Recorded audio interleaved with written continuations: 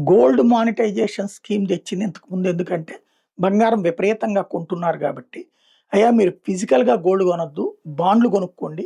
ఆ బాండ్‌లు కొనుక్కుంటే దాంట్లో మీకింతని వడ్డీ ఇస్తామని జెప్పింది. అంటే సేవింగ్స్ కంటే గూడా ఎక్కువ వడ్డీ ఇస్తామని జెప్పింది.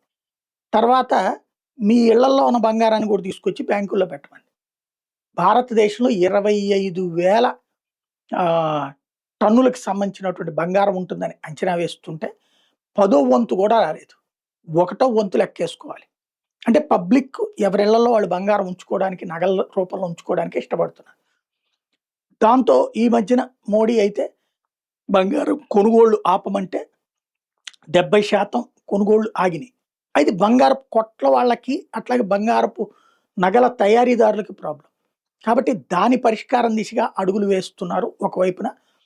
కొత్తగా మానిటైజేషన్ స్కీమ్. ఇళ్లల్లో ఉన్న బంగారు నగల్ని కూడా బ్యాంకులకి తెచ్చి పెట్టేటటువంటి దిశగా, అట్లాగే బంగారం కొనకుండా ఆహ్, బాండ్లల్లో పెట్టుబడి పెట్టే దిశగా, ఫిజికల్‌గా ఎప్పుడు కావాలంటే అప్పుడు తీసుకునే దిశగా అడుగులు వేస్తున్నారు. మరి రాబోయే రోజుల్లో ఎలాంటి మధ్య మార్గ పరిష్కారం తేగలుగుతారు? ప్రజలు ఏ మేరకు స్పందిస్తారో చూడాలి.